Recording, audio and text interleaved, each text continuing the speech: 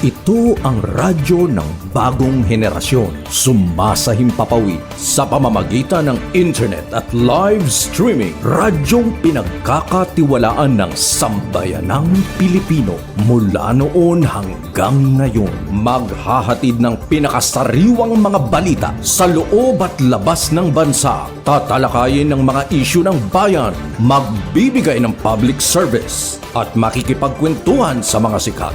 Mula sa puso ng Metro Manila, sumasahimpapawid live ang DZGG, ang radyo ng bagong henerasyon.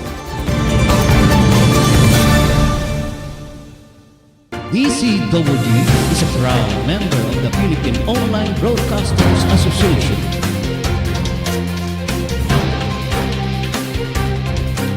Balitang Pilipinas Worldwide.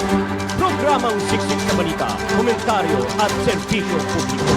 Ang mga balita ay tatalakay ni Boyet Guillermo, magbibigay ng puro-puro at paglilinaw sa likod ng mga balita na nagmumula sa sikat na tao. Sa bahagi ng Balitang Pilipinas Worldwide, hindi mawawala ang serbisyo publiko para sa mga kababayan na nangangailangan ng tulong. Balitang Pilipinas Worldwide. Narito ang ating balita si Boyet Guillermo.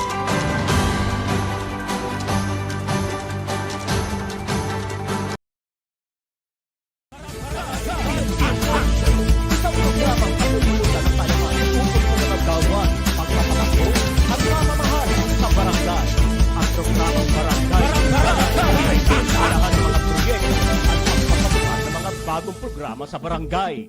Makikilala din dito ang mga opisyal na naglingkod at naghahangad magserbisyo sa barangay. Kaya, halina kayo, mga kabarangay, manood at kilatisin natin ang ating mga opisyal ng barangay. Samahan sina Rolly Bonyon at Boyet Guillermo sa kanilang 1 oras na programa mula 11:00 ng umaga hanggang 12:00 ng tanghali. Tuwing Lunes hanggang Biyernes. Barangay in Action! Narito na ang mga pinagpipintagang host ng programa.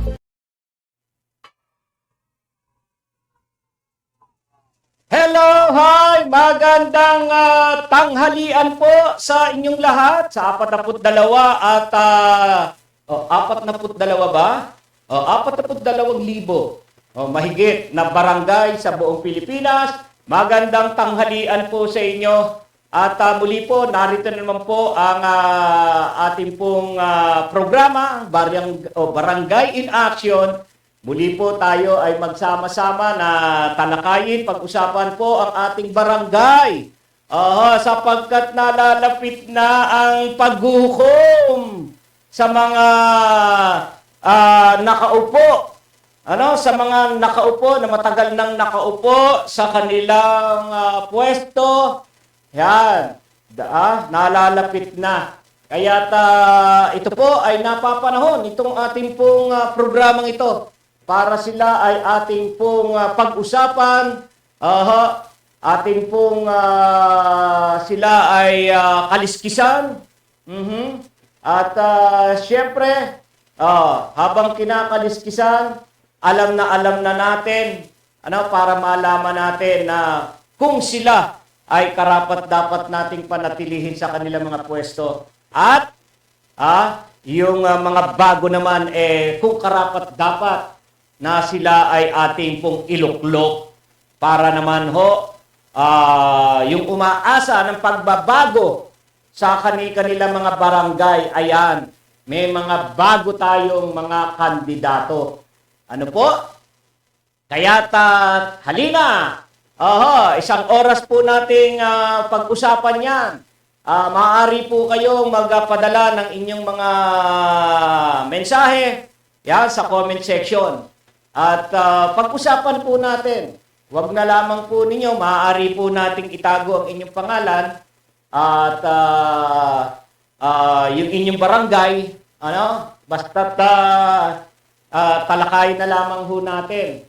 Pag-usapan natin, padala nyo rito kung ano yung mga experience na papansin ninyong mga mali o hindi lang mali, napapansin ninyong mga magagandang nagagawa at pagbabago diyan sa inyong barangay. ano ho, pag-usapan po natin yan. Sapagkat,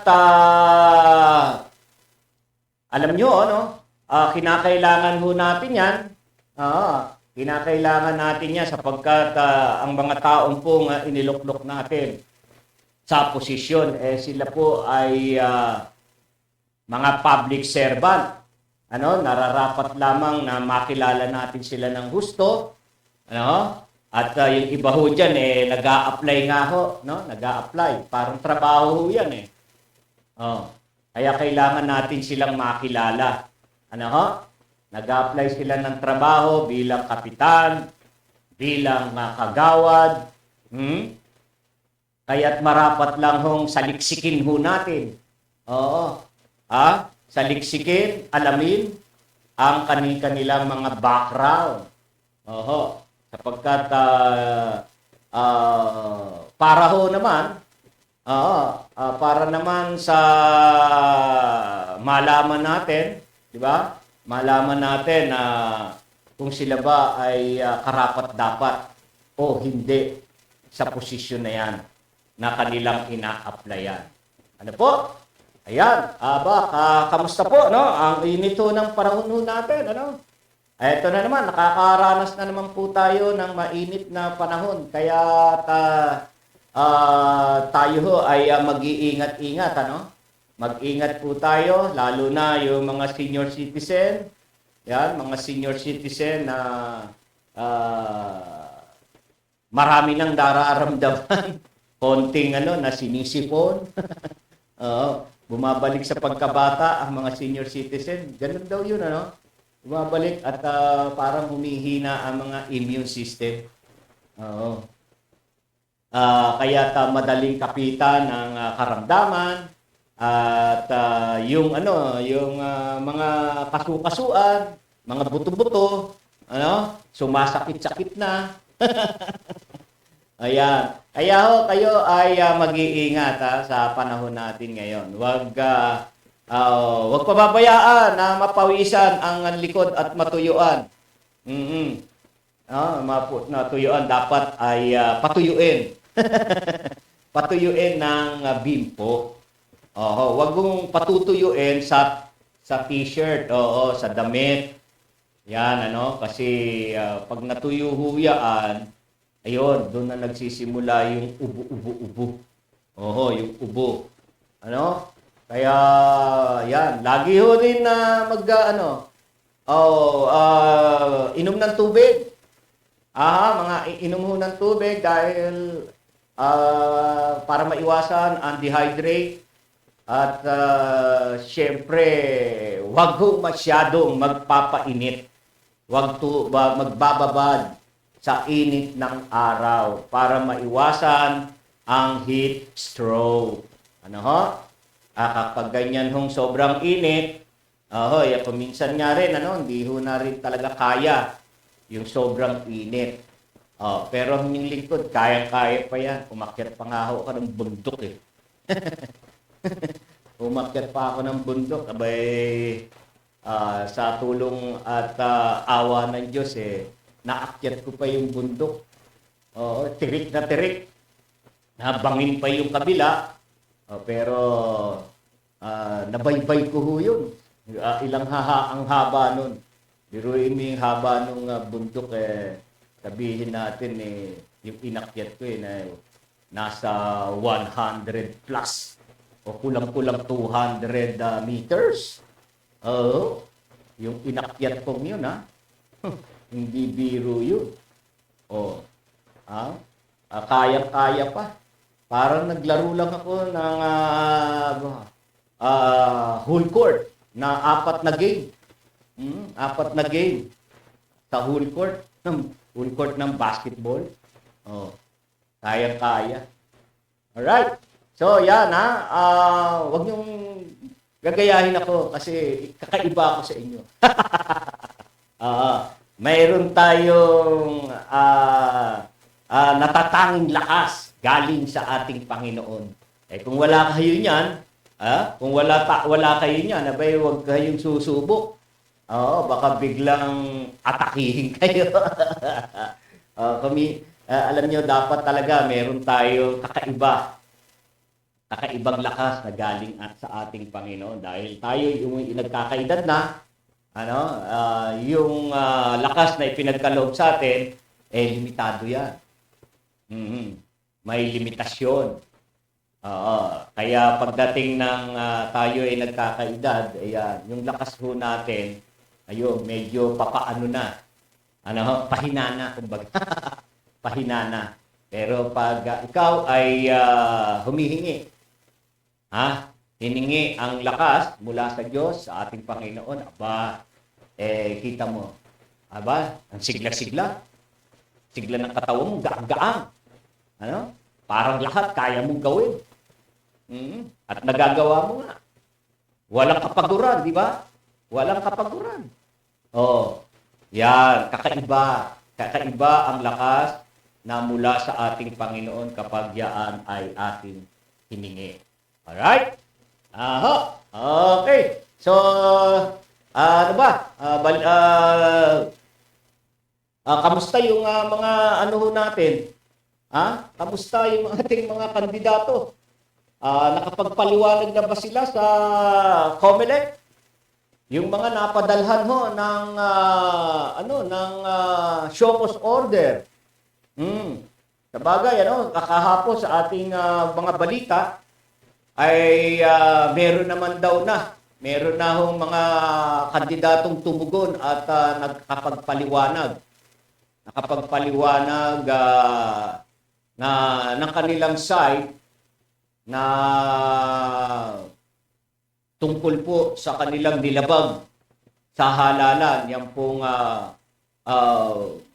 premature campaign, maaga pong pangangampanya. Yung inyong hong paliwanag, i-evaluate po yan ng COMELEC kung makatotohanan. At yan, may nakapirma kayo dyan na ang lahat ng mga detalye at impormasyong inilagay ho ninyo sa inyong pong explanation. Ho yan? Pinanunumpaan ho yata yan. Kapag diyan ay mali-mali, mga kasinungalingan, nako, hindi ka pa rin lusot kahit yan ikaw ay nakapagpaliwanag na. Yung paliwanag mo ay susuriin pa maigi yan kung makatotohanan. Kaya sana maging aral ho sa inyo yan. Maging aral ho sa inyo yan na huwag ho ninyong baliwalain ang ating po mga patakaran sa halalan. Huwag ho nating baliwalain. Para, di ba? Hindi ho tayo naaabala rin. Isang malaking abala ho yan sa inyong gagawing pangangampanya pagdating ho ng oras sa inyong pong paghahanda ng inyong mga tarpaulin, ng inyong campaign material. Abala ho yan. At syempre, hindi ka mapanatag niyan dahil baka bukas makalawa, kasama ka na doon sa i-disqualified ng COMELEC dahil napatunayan na ikaw ay nagkasala, ikaw ay lumabag sa premature campaign. At patuloy kayo patuloy ho na nagpapadala ang COMELEC ng show cause order at meron pa rin ho talaga. Meron pa rin ho talaga na mga kandidato na lumalabag ho talaga sa imagine naitala na ho nila mahigit na kulang-kulang na nga ho 1,000 na kandidato yung kanilang pinadalhan. Nadagdagan pa ho. Ang panibago ho, pinadala noon nila ng show cause order, umabot pa ho ng 159. 159. Imagine, isipin niyo po yan. At alam ho ng COMELEC na yaan ay patuloy pa hong madadagdagan. Dahil tuloy-tuloy pa rin ho ang kanilang ginagawa, pag-iimbestiga. Sa mga matitigas ang ulo ng mga kandidato na binabaliwala. So, tingnan nyo, ngayon lang ho, no? Mahigpit na pinatutupad ng COMELEC ang mga batas natin sa eleksyon, mga patakaran, di ba? Kung mga nakaraan ay medyo maluwag, puro nyaw-nyaw lang ng nyaw-nyaw, ngaw-ngaw lang ng ngaw-ngaw ang COMELEC nung araw, ay ngayon hindi ho. Bukod sa nyaw-nyaw ng nyaw-nyaw, ay ginagawa ho talaga. Ginagawa ho, daldal na hindi lang ho sa gawa, ay hindi lang ho sa salita. Ginagawa ho talaga. Kaya wag ho niyong subukan ang COMELEC. Iba ho ang chairman ho natin ngayon. Talagang gustong makamit ang malinis, patas, at mapayapang eleksyon. Ano po? Kaya tingnan niyo po, naranasan natin ngayon na pinadalhan ng show cause order ang mga kandidato ng mga nakaraang panahon. Di ba? Walang mga ganyan. Ngayon, wag niyo pong subukan ang COMELEC sapagkat talagang kakastiguhin ho yung mga kandidatong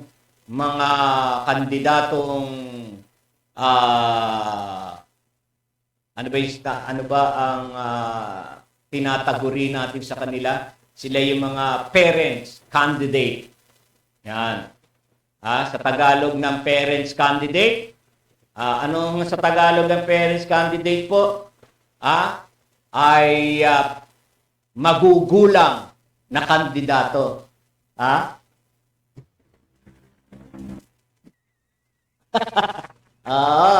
Mga magugulang na kandidato, yan ang tawag natin sa kanila. Parents, sa English, parents candidate.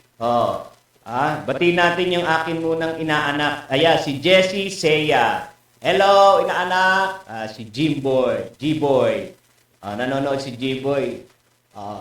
Maraming salamat na anak sa iyong panonood at share sa programang ito para mapanood ng iyong mga kaibigan.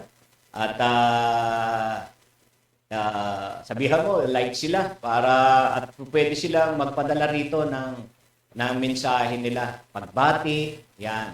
Babasahin ko yung kanilang mensahe para sa kanilang kaibigan. Yan. Si Jessie Seya, ang inaanak ko sa kasal. Ako, napakabait na bata ito. Wala kang masabi. Napakagalang. Napakagalang na bata.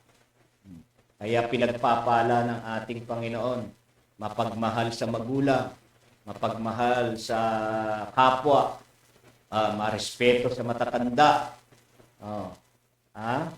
Ganyan dapat ang tao para pinagpapala ng ating Panginoon. Hindi, wag mawawala yung respeto at paggalang sa kapwa, higit sa lahat sa mga nakakatanda. Yan. Ang aking unang iha. Yan, si Zara May. Zara May Guillermo. Yan, nanonood si Zara May. Nasa ano pa yan? Sa Olongapo. Yan, nasa Olongapo pa yan. Ito namang istorbo, tawag. Naka-live tayo. Yan. Alright, tuloy lang tayo doon sa ating pinag-uusapan. Yung mga parents candidate na sa Tagalog ay mga kandidatong magugulang. Yan. Mag-isip-isip po kayo. Huwag na ho kayong tumulad, Yung iba ho, yung mga baguhan, ay huwag nyo na hong tularan, yung mga, at baka maudlot pa, syempre, yung mga napadalhan ng, napadalhan ng show cause order ng COMELEC. Malungkot yan. At sa kabilang banda, masaya naman yung mga kanilang katunggali.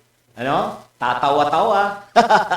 Tatawa-tawa sila dahil ayan, napadalan sila ng show cause order ng COMELEC na posible na sila ay ma-disqualified, ano, at masayang yung kanilang mga pinaghirapan, pinaghirapang mga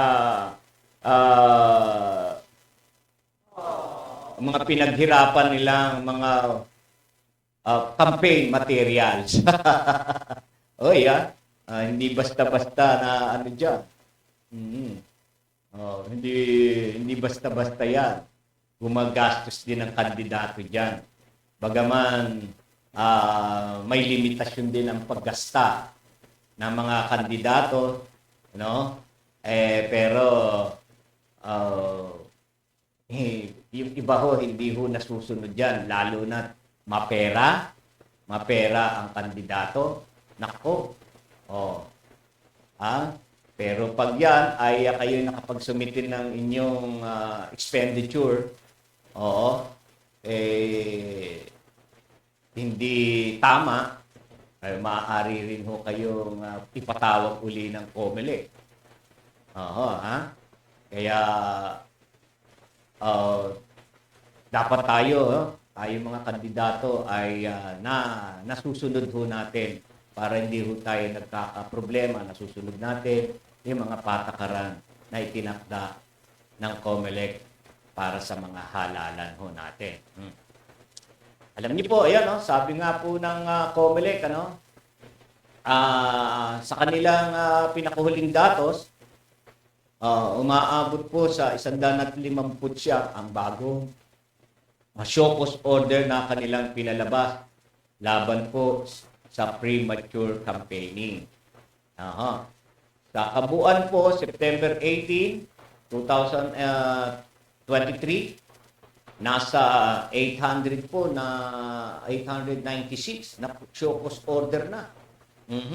Di ba? Nadagdagan pa ng 100, 1,000 na ho. 1,000 na hong show cause order ang nailabas ng komisyon laban sa mga parents candidate na kung saan ay nilabag po ang premature campaigning, yung maaga po pangangampanya. So ayon po kay COMELEC, Chairman George Garcia, may mga kandidato na rin nakapagsumite ng mga paliwanag. Paliwanag pa lang ho yan. Siyempre, paliwanag pa lang yan. Susuriin pa yan. I-evaluate. I-evaluate po yan kung makatotohanan at walang kasinungalingan ang iyong mga paliwanag. At kung hindi, hindi naman ho makakalusot sa COMELEC at hindi basta-basta yung paliwanag ninyo, na kayo'y nakapagpaliwanag, hindi naman basta-basta kayo ay lusot na. Lusot na, ha? Oo, hindi pa. So, kaya hindi ka pa maaaring magsaya. Hindi ka pa maaaring magsaya sapagkat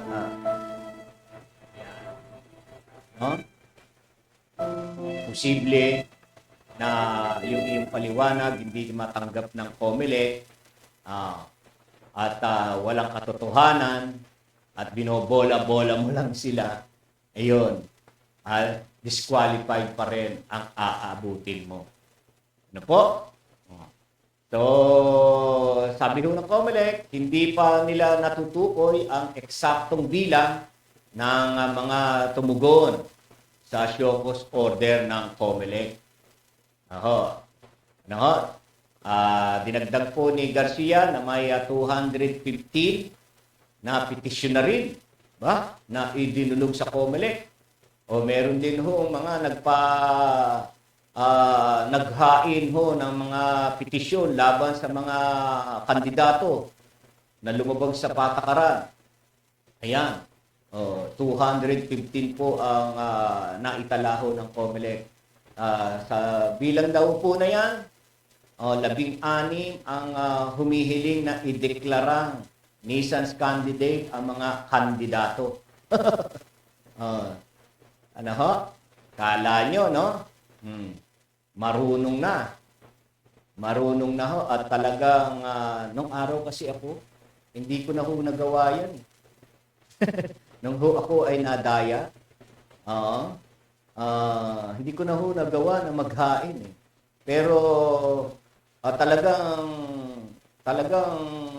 gusto ko ho maghain talaga ng reklamo. Pero may pumipigil ho sa akin. May pumigil ho sa akin na pinaliwanag sa akin, ganyan talaga ang politika, marumi. At ikaw naman ay talagang malinis ang hahangarin mo makatulong sa kapwa. Halika, sumama ka na lang sa akin, mas malawak pa ang matutulungan mo. Kung saan buong Pilipinas pa ang matutulungan mo. Kaya't sumama ka na lamang sa akin. So, na-realize ko, totoo naman yung kanyang sinabi. At talaga, ang layunin ko ay makatulong sa aking kapwa. Sumama ako sa kanya. Kaya't nakatulong naman din po tayo. Katulong tayo sa iba't ibang dako ng lugar dito sa ating bansa. Ayan. Kapag may kalamidad, andyan, nakakatulong tayo, no? Sa ating mga kababayang biktima ng kalamidad, lalo na kapag bagyo. Ano po? Alright. Kaya, sabi ko nga, ako na nga ako, mga panahon na, nadala na ako at hindi na rin ho ako talaga pumalakot pa sa politika. Ako yung tao hong nadala, mayroon dala.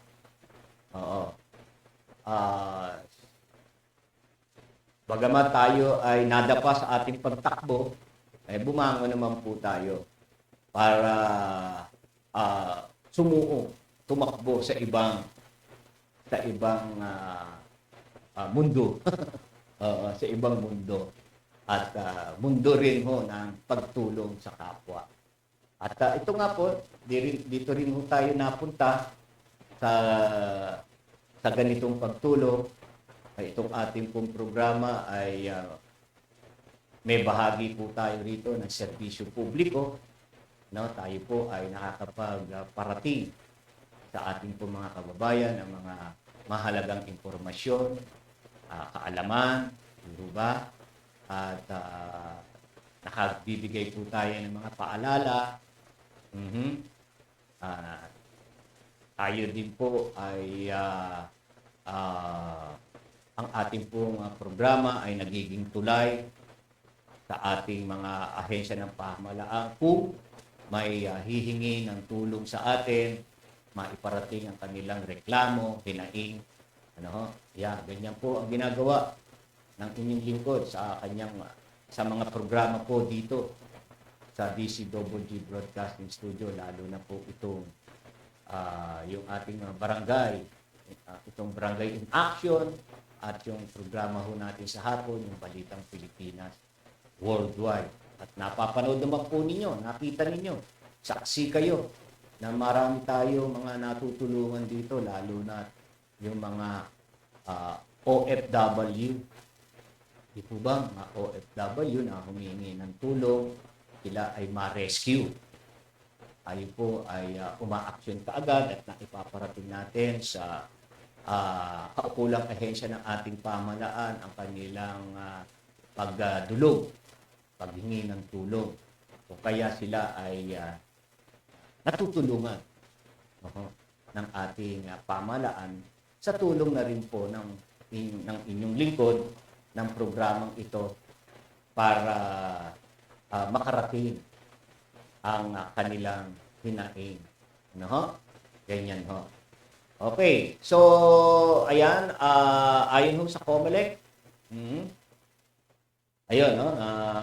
Meron ng mga kandidato na nakapag-sumite. Oo. At nabanggit nga po, 215 po yung petition na rin na idinulog sa COMELEC. 16 ang humihiling na ideklara ho ang Nissan, ang mga kandidato. Habang 96 naman po na petisyon ay nagnalayong kanselahin ang Certificate of Candidacy. COCs at 46 ang pinapadiskwalipika ang mga kandidato at iba pa. Ano, sana maganda yung kanilang presentation na yon para alam nyo, yung mga ganyan ho, dapat to abogado ho din ho ang gumagawa ho ng mga petisyon. Hindi ho yung simpleng ano ho, baka ho hindi ho sayang lang ho, masayang lang ho yung inyong paghahain kung hindi tama ang paghahain o tama ang isinumite ho ninyong petition paper. Ano ho? Baka yan ay gawa-gawa handwritten ako, baka hindi ho hindi maging matagumpay yung inyong hinahangad na makansila or madiskwalipika ang isang kandidato na inyong nakitaan ng paglabag sa halalan. No? Kaya dapat abogado rin ho ang gumawa ng inyong petition paper para lubos, no? Maigrant, maunawaan ang inyong mga pahayag doon sa petition letter ho ninyo. Ano po? Okay, tiniyak naman po ng full body ng COMELEC na patuloy nilang pag-aaralan ng mga reklamo. Yan. Upang maaksyonan ang mga ito at bago sumapit ang October 30 ay may mapaparusahang kandidato dahil sa hindi pagsunod sa election law. Ano, kaya't magtirik na po kayo ng kandila. Diyan sa Baclaran, sa Quiapo. Siyempre habang nagtitirik kayo ng aminin yung nagkamali kayo. At mapatawad kayo ng COMELEC. No, hindi kayo madiskwalipika. Ano? Ayan. Magtirik kayo ng kandila, ipanalangin ninyo na mapagbigyan kayo ng COMELEC. Oo, yan. Wala ho namang makakatulong sa atin, di ba? Kapag ganyan, meron tayong mga kinakaharap na problema, kundi ang ating Panginoon lang ang makakatulong sa atin. Diba? Lahat ng bagay, kayang solusyonan ng ating Panginoon, ano man yan. Sa politika, anumang problema natin, kayang-kaya ng ating Panginoon yan. Kung yung mga sakit na malulubha, akala natin na wala nang gamot, wala nang pag-asa, isang pasyente, pero tingnan ninyo, hindi ba't kapag kumilos ang kamay ng ating Panginoon, ang makapangyarihang kamay ng Diyos, aba, nagugulat tayo, di ba? Gumaling. Oo. Gumaling ang pasyente dahil kumilos. Di ba? Kumilos ang kapangyarihan ng ating Panginoon doon sa tao na yun. Oo, di ba? Kumilos ang kapangyarihan ng Diyos. Kaya yun, yung pasyente, nagulat tayo at masasabi natin, di ba? Mayroong himala. Oo, mayroong himala. Di ba? Yan. Alright? So, ano pa? Ano pa ang ating pag-uusapan? Sa ngayon ay ang Negros Oriental po, inilagay na po sa ilalim po ng control ng COMELEC. Mhm. At ando na ho. Meron ho tayong puwersa ng Philippine National Police sapagkat ang dako pong iyon ano ho ay yun po yung lugar po ng Negros Oriental. Basahin ho natin, no?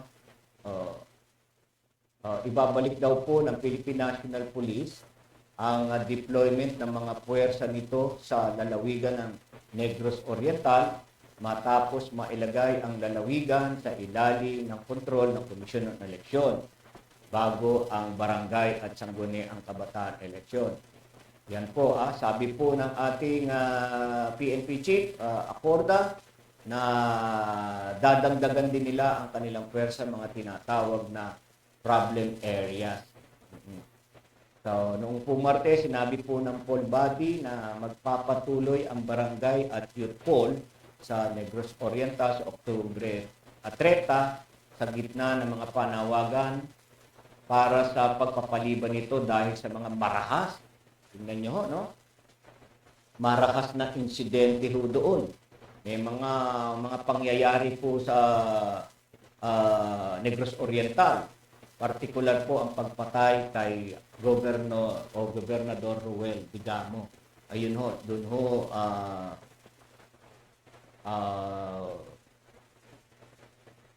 yun po, no, ang dahilan kung bakit to na ilagay ho sa ilalim ng kontrol po ng COMELEC ang Negros Oriental dahil ho, yun nga, yung pagpatay nga po kay Governor Ruel Digamo at siyam na iba pa noong Marso ngayong taon. No?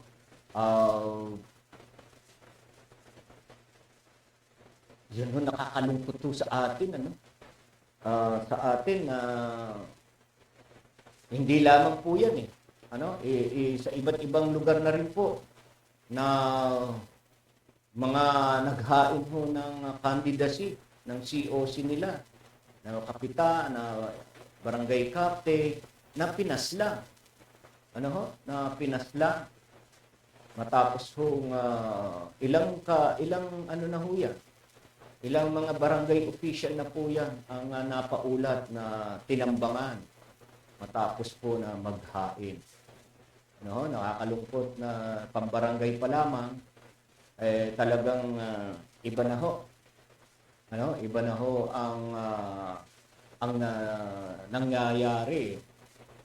Talaga hong talagang parang di ba yung kapangyarihan, yung posisyon mo sa barangay, pinagpapatayan talaga. Ang tanong nga ho natin, ano ba meron sa barangay? Ano ba ang dapat pag-interesan dyan?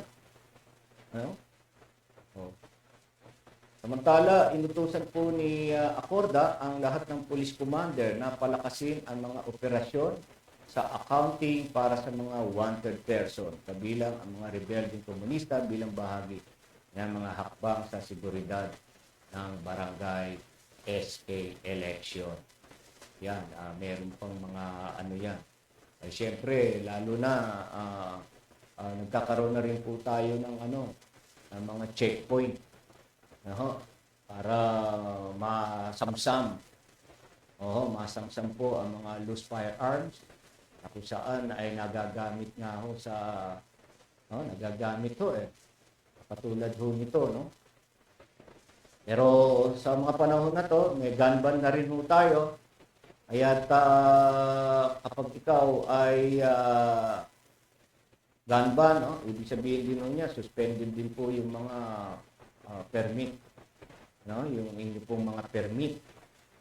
At yaan ay kapag inyo pong binitbit ng walang kaukulang permiso sa COMELEC, at hindi kayo authorized, meron lang hong mga tao na otoridad na binigyan ng authorization na magdala ng baril.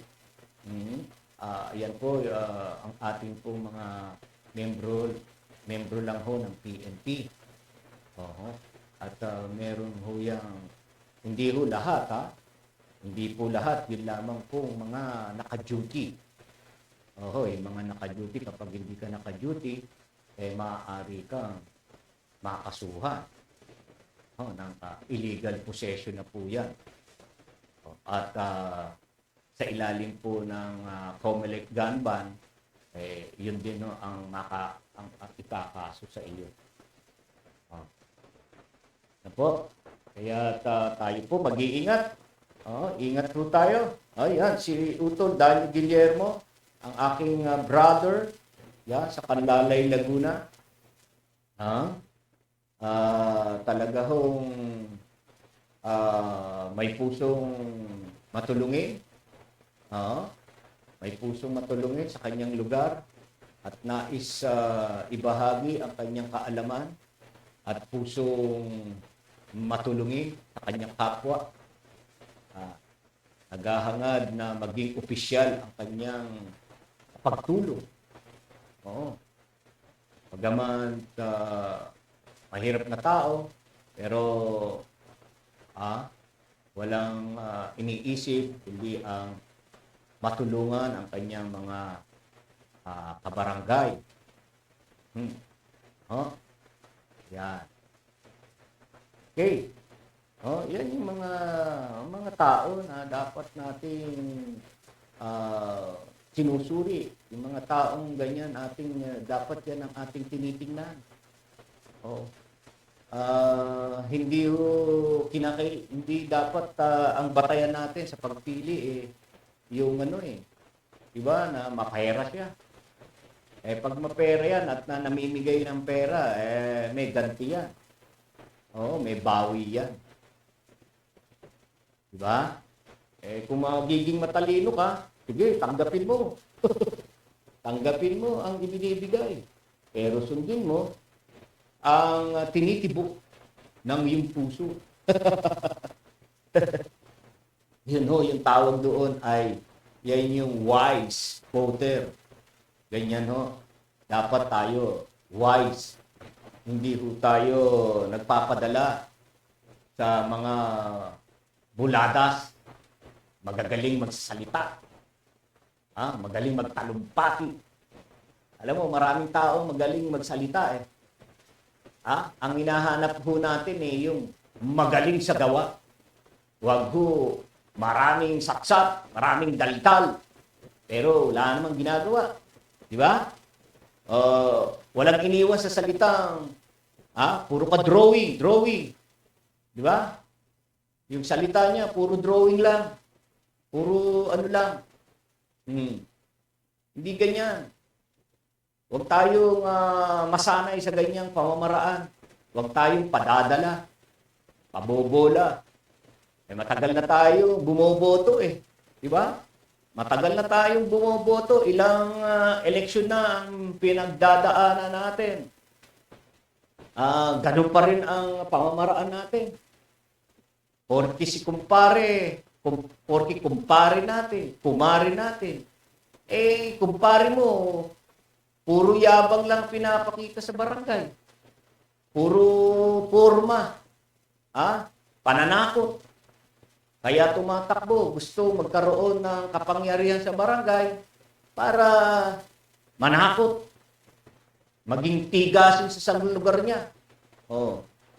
Ibang klase na Mga opisyal na tigasin dahil ginagamit ang kapangyarihan bilang barangay official. Hindi ho ganyan. Hindi ho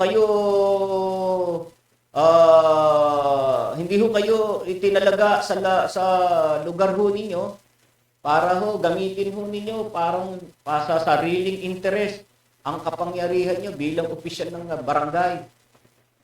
Ako, magbago na ho kayo.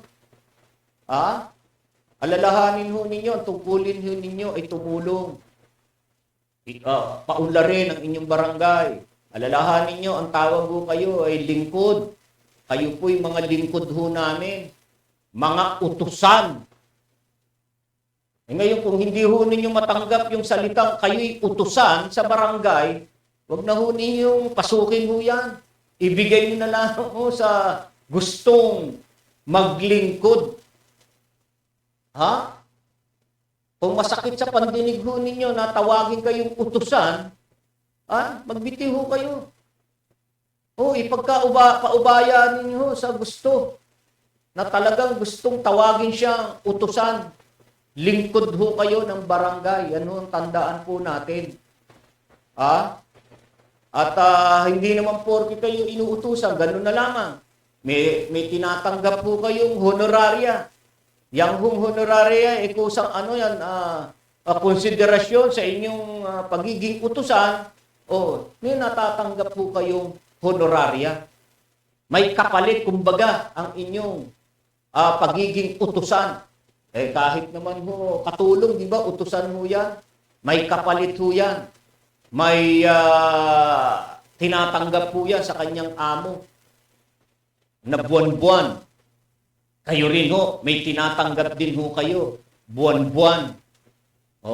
Sanggaling ho yan. Sanggaling sa buwis ng inyong mga kabarangay. Yung mga mayayaman na merong property, diyan ho galing yan. Kaya dapat ho, maglingkod ho kayo ng tapat. Maglingkod kayo ng malinis. At yan ho, lagi namin hong inuulit sa inyo. Gusto kong sabihin yan para yung atin hong mga kabarangay, alam ho nila Alam ho nila kung ano ang tungkulin ho ninyo. Kaya tamang-tama nga po itong programang ito. Itong Barangay in Action. Na pag-uusapan dito mga tungkulin ninyo. Kung yan ay nagagampanan niyo ng tama. Kapag hindi kayo nakakaganap ng tama sa inyong trabaho, meron yan ho kaakibat din hong parusa. Maaari ho namin kayong ireklamo sa nakakasakop po sa inyo ang ano ho yan. Ang DILG, ang Department of Interior and Local Government. At kung hindi, sa Ombudsman, maaari namin kayong ireklamo. Dahil mali ang pagtupad ninyo sa inyong tungkulin. Ginagamit ninyo sa inyong sariling interest. Bagkus inaano nyo pa. Ginagamit nyong pananakot sa mga maliliit. Hindi ho ganyan. Kapag ganyan ang dating ho ninyo, siyempre, meron din hong maiinis sa inyo. Huwag nyo sabihin, makapangyarihan kayo sa barangay. Darating ang panahon, may makakatapat po kayo. At pagdurusahan po ninyo yan. Babawian po kayo kapag ang kapangyarihan bilang barangay official ay ginamit nyo sa sarili nyong interes. Ano ho? Tatandaan po natin na ang lahat ng maling gawain, yaan ho ay merong panahon. Yan po ay matatapos din. Yan ay pansamantala lamang. Darating ang panahon na ikaw ay kakalusin dahil sobra na ang iyong mga ginagawang kamalian sa pagtupad mo sa iyong tungkulin. Minsan, na-appoint ka lang na barangay expo Para ka ng general kung kumilos. Alalahanin mo, kaya ka kinuhang barangay expo at tagapagpatupad ka ng katahimikan sa iyong barangay. Hindi yung ikaw ay ikaw ang nagtitigas-tigasan dyan sa barangay mo at ikaw pa ang gumagawa ng kaguluhan, ng pananakot sa iyong mga kabarangay. Hindi ganyan. Tandaan mo, pag nagkamali ka ng pagpapatupad mo ng iyong pagpapatupad ng batas tungkol sa seguridad at katahimikan, dyan sa barangay mo, mabubueltahan ka ng mga marurunong, ng mga nakakaintindi. Bubueltahan ka at ikaw ang kakasuhan. Kaya huwag tayong mayabang. Bagkus dagdagan mo ang kaalaman mo, palawakin mo ang kaalaman mo tungkol sa pagpapatupad sa batas. Para hindi ka magkamali. Pag nagkamali ka, kulong din ang bagsakan mo, ang babagsakan mo. Huwag tayong mayabang. Huwag tayong tigas-tigasin sa bating barangay. Huwag ho natin gamitin sama-sama ang kapangyarihang pinahiram lang sa iyo. Tandaan mo, appointed ka lang. Tandaan mo, 3 taong ka lang manunungkulan. Limitado ang iyong kapangyarihan. Hiniram mo lang huya sa mga kabarangay mo. Pagdating ng eleksyon, diyan ka na, hahatulan uli. Eto na nga ho, malapit-lapit na. Nalalapit na ang paghahatol sa iyo. Darating na ang October 30. Darating na, baka hindi ka pa umabot doon. Dahil, napadalang ka ng show cause order ng COMELEC. Diba? Napadalang ka at kailangan mong ang iyong paliwanag. Kailangan ang paliwanag mo hindi kailangan makatotohanan. Totoo ang iyong paliwanag. At kung hindi rin ho yan uubra yung mga kasinungalingan mo na mga kasinungalingan mong inilagay mo sa paliwanag mo.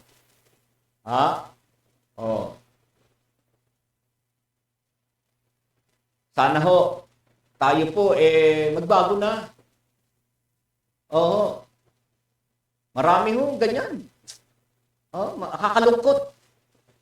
Punta ka lang sa barangay ang lalakas ng dating Ang lalakas ng dating.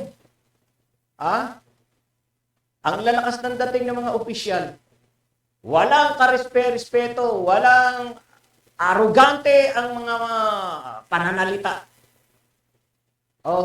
Arugante. Nakala mo sila nasa City Hall. Hindi ho ganyan. Hindi ho ganyan ang gustong pakikitungo ng isang public official. Ayaw ho ng mayor ng ganyan. Yung serbisyong maganda ho, ang nararapat na ipakita natin. Hindi yung para tayo mga sanggano. Mga sanggano ang dating Na akala mo mga hindi na matatanggal sa pwesto. Nagagawa nyo lang yan dahil walang mga kabarangay kayo na talagang nagpupursige na kayo ireklamo. Pero meron makakatapat kayo na marunong, nakakaintindi sa batas. May makakatapat kayo na kayo ay sabayan, na kayo ay panagan para ireklamo sa ombudsman. Yan ang tatandaan po ninyo. Ang lahat ho ay mayroong katapusan. Ang buhay. Ano bang kanta yun? May simula at may katapusan. Pinapatawa lang ho natin. Para hindi naman ho tayo dito seryoso.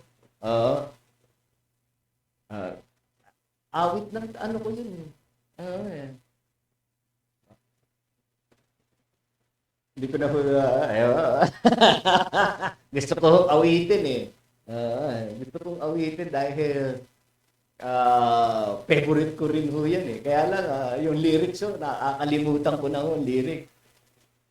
Wala kalimutan ko na ang lyric. Ano ho? Mga ano lang po, yung ating pong mga pahayag na ito ay mga paalala lang po sa ating mga barangay official. Tayo po ay hindi ho tayo nakikipag-away sa inyo. Ako ho ay inyo po lamang pong gabay sa katotohanan. Sinasabi lamang po natin ang katotohanan, ang mga posibleng mangyayari sa atin. Inilalantad po natin dito ang mga tamang pagtupad sa tungkulin at nilalantad lang ho natin yung mga mali, pinupuna natin yung mali at pagpuna ho sa ating pong pagpuna, layunin po natin kayo po ay maituwid. Layunin lamang po namin na maituwid at maitama ang inyong mga galaw, inyong mga kilos bilang opisyal po, bilang opisyal namin sa aming barangay. Ano ho? Yan lamang po ang layunin po ng programang ito, Barangay in Action. Itinutuwid lamang po namin kayo kung kayo po ay nakikita namin nagkakamali. Wala naman sigurong masama at yun lamang ho talaga ang po pwede natin gawin. Bigyan po kayo ng paalala na kayo ho ay nagkakamali sa inyong mga ginagawa sa barangay. Yan lamang naman po. Ngayon, kayo po ang hari ng inyong sarili. Sa amin pong pagdadaldal dito, sa amin pong pagbibigay ng paalala, kung hindi nyo tatanggapin, wala naman din po kaming magagawa. Basta't kami, hindi po kami nagkulang sa inyo na magpaalala. Ayaw may mga ganitong programa. Nagpapaalala, pumupuna, para kayo ay gisingin. Sapagkat may tao hong nananatili, na natutulog.